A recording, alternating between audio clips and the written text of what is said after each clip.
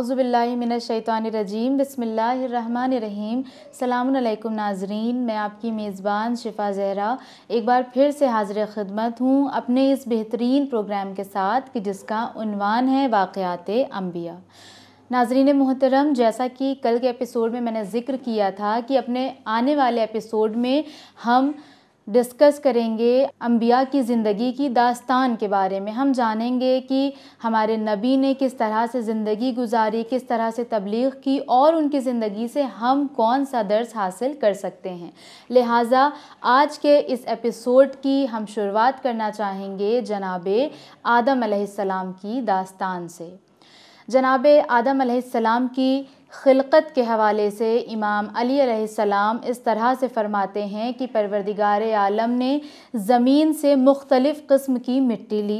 कुछ मिट्टी मीठी थी, कुछ नमकीन थी, कुछ मुलायम थी और कुछ बहुत ज़्यादा सख्त थी। और इन तरह तरह की मिट्टियों में पानी मिलाया गया और पानी मिलाने के बाद इसको एक शेप दिया गया और शेप देने के कुछ टाइम के बाद अल्लाह ने इसमें अपनी रूह फूकी। और जब अल्लाह ने इसमें अपनी रूह फूकी तो जितने भी मलाइका थे परवरदिगार आलम ने उन सब को ये हुक्म दिया कि तुम सब इनका सजदा करो।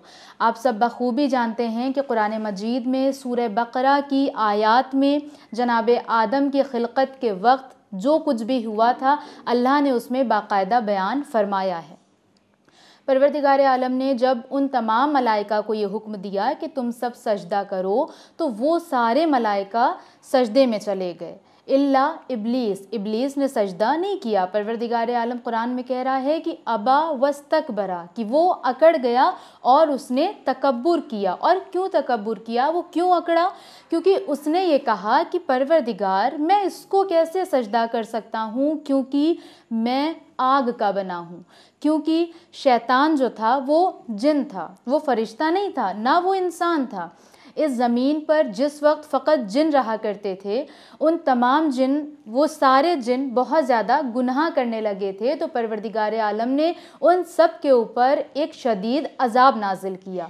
लेकिन उन्हीं जिनों में से एक जिन ऐसा था जो काफ़ी ज़्यादा इबादत गुजार था, जो काफ़ी इबादतें किया करता था। इसलिए जब परवरदिगार आलम ने अपने अज़ाब को भेजा तो अपने फ़रिश्तों को हुक्म दिया कि वो जो एक जिन है उसको तुम ऊपर ले आओ क्योंकि वो बेहद इबादत गुजार है। लिहाजा अल्लाह के वो फ़रिश्ते उस जिन को ऊपर लेकर आ गए और तब से वो जिन वहीं पर ज़िंदगी गुजारने लगा। और रिवायत में ये भी मिलता है कि वो जिन जो था, जो कि इब्लीस था, वो फ़रिश्तों को दर्स दिया करता था। फ़रिश्ते अपनी मुश्किल उसके पास लेकर आते थे। तो जो इब्लीस था उसने तकब्बुर यहाँ पर किया कि उसने सोचा कि मैं तो फ़रिश्तों को भी दर्स देता हूँ, फ़रिश्ते मेरे पास आते हैं अपने मामलात लेकर और मैं आग से बना हुआ हूँ, मैं इतना इबादत गुजार हूँ। और ये कि जो एक मिट्टी का पुतला है जो कि मिट्टी से बना हुआ है इसे मैं सजदा करूँ? नहीं, मैं हरगिज़ सजदा नहीं करूँगा। इसलिए उसने परवरदिगार आलम से मना कर दिया कि परवरदिगार मैं हरगिज़ इसको सजदा नहीं करूँगा। जब परवरदिगार आलम ने ये सुना, परवरदिगार आलम ने फ़ौरन ऐलान कर दिया कि तुम अब यहाँ नहीं रह सकते हो, मैं तुम्हें क़यामत तक के लिए इस जगह से रद्द करता हूँ। और उस दिन से लेकर क़यामत तक के लिए इब्लीस मरदूद हो गया, यानी उसे रद्द कर दिया गया। इसके बाद परवरदिगार आलम ने जनाबे आदम और उनकी ज़ौजा जनाबे हव्वा को जन्नत में रहने का हुक्म दिया। वो दोनों वहाँ पर रहने लगे। अब चूँकि इब्लीस को उनसे बहुत ज़्यादा नफ़रत थी क्योंकि उनकी ही वजह से उसको वहाँ से हटाया गया था। लिहाजा जब इब्लीस ने देखा कि जनाबे आदम और जनाबे हव्वा वहाँ पर हैं तो उसे पहले से ही इस बात का इल्म था कि परवरदिगार ने उन दोनों को एक ख़ास दरख्त के पास जाने से मना किया है। इसलिए वो उनको बहकाने के लिए पहुंचा और जाकर उनसे कहने लगा कि तुम्हें परवरदिगार आलम ने उसके पास जाने से मना किया है, उसके फल खाने से मना नहीं किया है। और वो खुदा की कसम खाने लगा। जब जनाबे आदम अलैहिस्सलाम ने और जनाबे हव्वा अलैहिस्सलाम ने ये सुना कि वो खुदा की कसम खा रहा है, और उन दोनों ने इससे पहले कभी झूठ सुना भी नहीं था, क्योंकि उनकी खिलकत अभी हुई थी, वो नहीं जानते थे कि झूठ क्या है।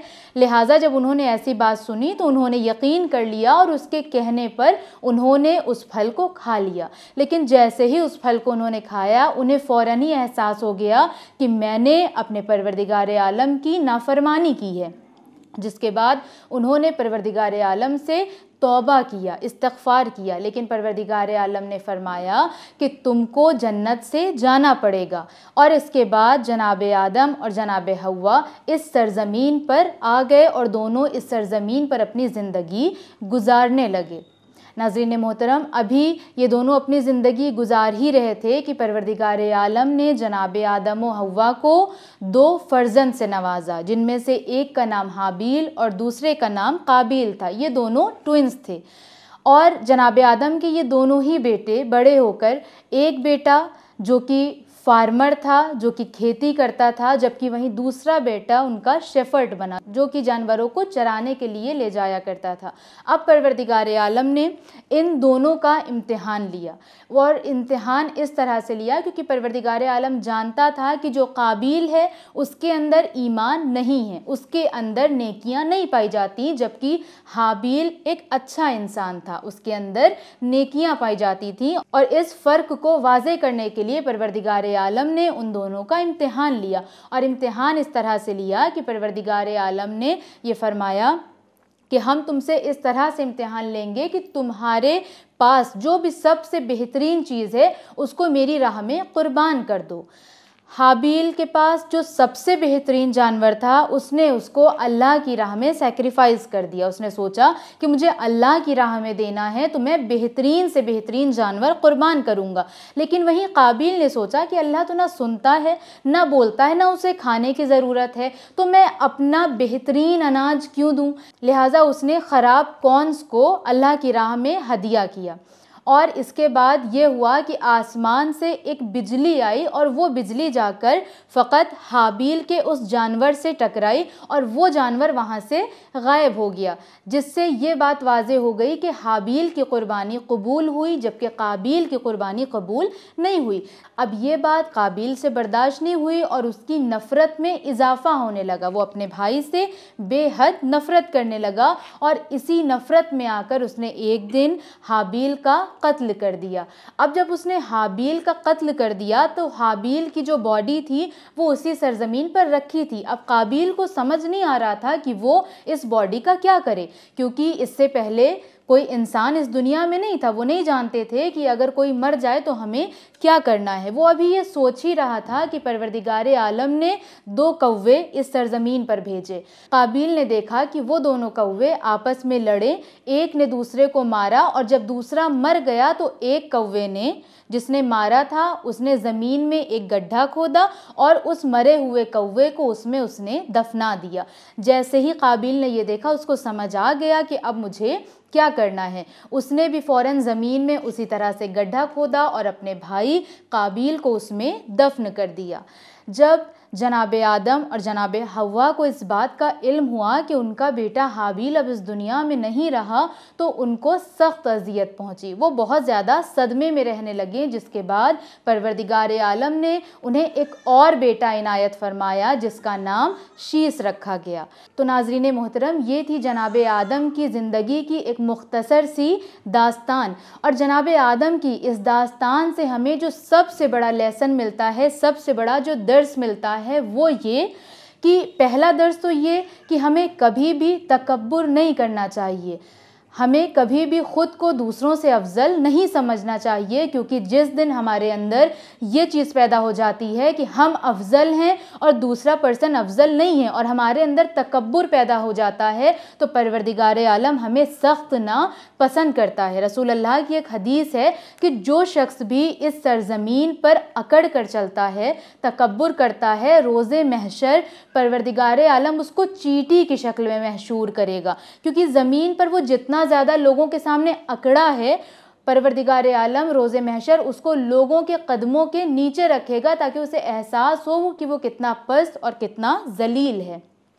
दूसरा लेसन जो हमें जनाब आदम की दास्तान से मिलता है वो ये कि हमें कभी भी हसद नहीं करना चाहिए। इमाम अली अलैहिस्सलाम फरमाते हैं कि हसद एक ऐसी आग है कि जो हमें खा जाती है, हमें तबाह बर्बाद कर देती है, और मोमिन कभी भी हसद नहीं करता है। रसूलुल्लाह फरमाते हैं कि एक मोमिन के अंदर ये सिफ़त होती है कि वो कभी भी किसी से हसद नहीं करता है। लिहाजा हमें इन दोनों बातों का बहुत ज़्यादा ख्याल रखना चाहिए कि कभी भी हमारे अंदर तकब्बुर ना आ पाए और हम कभी भी किसी से हसद ना करें, और इस चीज़ के लिए हमें ख़ुद भी प्रैक्टिकली अमल करना होगा और खुदा से भी इस नेक राह पर चलने की दुआ मांगनी होगी। तो नाज़रीन मोहतरम, आज के प्रोग्राम में बस इतना ही। हम फिर हाजिर होंगे अपने नेक्स्ट एपिसोड में। तब तक बने रहें चैनल विन के साथ। वस्सलामु अलैकुम वरहमतुल्लाहि वबरकातुहू।